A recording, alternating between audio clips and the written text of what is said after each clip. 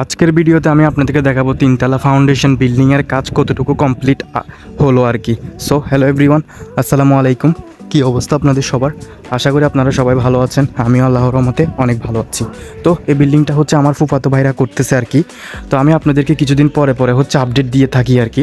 তিনতলা ফাউন্ডেশন বিল্ডিংয়ের একতলা ছাদ দিয়ে দুইতলা হচ্ছে টিন শিট দিয়ে আপাতত থাকার জন্য রুম করতেছে আর কি। যেহেতু বৃষ্টি বাদল চলে আসছে, এখন বর্ষাকালে তাড়াতাড়ি ঘরে উঠতে হবে, আর টাকা পয়সারও ব্যাপার স্যাপার আছে। একটা তিনতলা ফাউন্ডেশন বিল্ডিং দিতে কিন্তু অনেক টাকার পরিমাণ খরচ হয়। তো যার কারণে হচ্ছে আপনার এই একতলা ছাদ দিয়ে হচ্ছে আপনার দুইতলা টিন শিট দিয়ে লাগাইছে আর কি। যদিও এখন সিঁড়ি খুলে ফেলছে, এখানে সিঁড়ি লাগানো হবে আর কি। বাঁশের সিঁড়ি ছিল এই জায়গাতে, এখন খুলে ফেলছে। এখন দুইতলাতে ওঠা কোনোভাবেই সম্ভব না।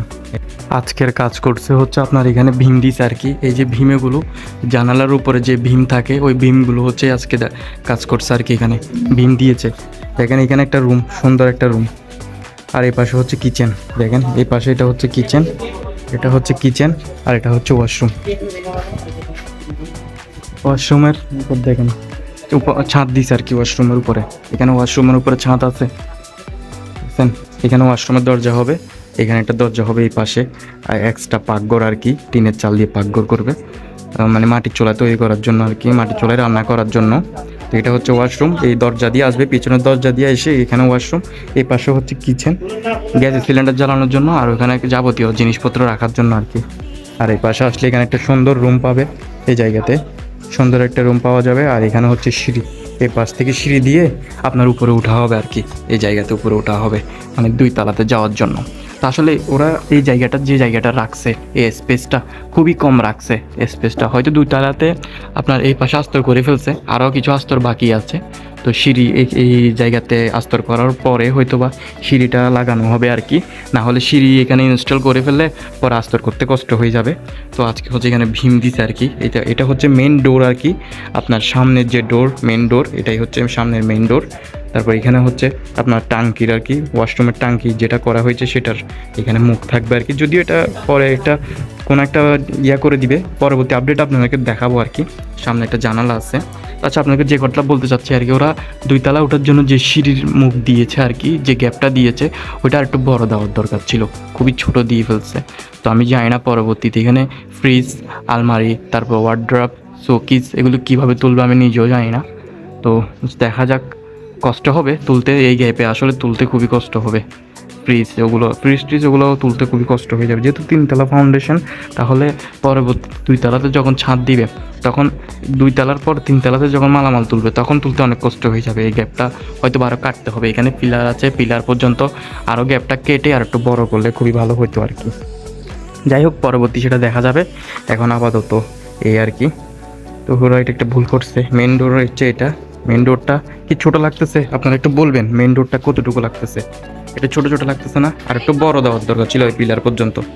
তারপরে উঠে মাত্র মেন ডোর দিয়ে আসি, এখানে একটা খাট থাকবে আর কি, বা এখানে একটা রুম থাকবে। তারপর হচ্ছে আর দেখেন এই যে রিংটার, এই যে এগুলো আর কি এমনি ভীম দিছে আর কি, এইগুলো ঢালাই দিছে আর কি। এই পাশেরটা কাঁচা, এটা পুরোটাই কাঁচা, এটা পুরোটাই কাঁচা ঢালাই দিছে আর কি। এই পাশেরটা হয়তো বা কালকে করবে আর কি। রড দেখতে পাচ্ছেন, কাঁচা আর কি। তো এখন হচ্ছে মিস্ত্রিদের কাজ শেষ, ওরা সব মালামাল এখানে রেখে চলে যাচ্ছে। তো বাইরের থেকে দেখেন ওয়াশরুমটা মোটামুটি তেমন ছোটও বলবো না, তেমন বড়ও বলবো না, ঠিক আছে, চলে আর কি। এই যে বাহিরের এখানে হচ্ছে মাটির চুলা বসানোর জন্য একটা আপনার কি বলবো, চালির মতো বসাবে আর কি। বাইরে কিন্তু এখানে আস্তর করা বাকি আছে। এখানে এই পাশে একটা জানালা আছে কিচেন রুমের আর কি। মাশাআল্লাহ খুবই সুন্দর হয়েছে, ছোট একটা ঘরের মধ্যে খুবই সুন্দর লাগতেছে জিনিসটা দেখতে। ছোট এই ওয়াশরুমটা, ছোট এই বিল্ডিংটা আর কি, বাপদাদার ভিটা আর কি, ছোট। এই যে দেখতে পাচ্ছেন, আমি সবগুলো ভিডিওর ডিসক্রিপশন বক্সে লিঙ্ক দিয়ে রাখছি। এর আগে যত ভিডিও করছি, এরকম একটা পিলার করতে কত টাকা খরচ হয়, বা নিচ থেকে এরকম একটা বিল্ডিং তুলতে কী পরিমাণ টাকা যায়, তো এই বিষয়ে আমি পুরোপুরি একটা আপডেট দিব। ঘরটা পুরোপুরি কমপ্লিট হওয়ার পরে কত টাকা এই বিল্ডিংয়ে খরচ হয়েছে, তিনতলা ফাউন্ডেশনে একতলা কমপ্লিট করে দুইতলা টিন শিট দেওয়াতে কত টাকা পরিমাণ খরচ হয়েছে, সেটা আমি পরবর্তী ভিডিওতে আপনাদেরকে আপডেট দিব আর কি। তো আপাতত এখনও যেহেতু কাজ অনেক বাকি, তো এত তারা তাড়াহুড়া করে আপডেট দেওয়াটা ঠিক হচ্ছে না, পরবর্তীতে আপনাদেরকে জানাবো আর কি। আর এই পাশে দেখেন আমার ফ্রেন্ডরা, তাদেরও সিমি পাকা ঘর কিন্তু খুবই ভালোভাবে হচ্ছে আর কি। ওদের কাজ কিন্তু স্তব্ধ, কিন্তু স্তব্ধ না মানে স্টপ আছে আর কি, যেহেতু কাজ চলতেছে না তো স্তব্ধ তো হবে, ঠিক আছে।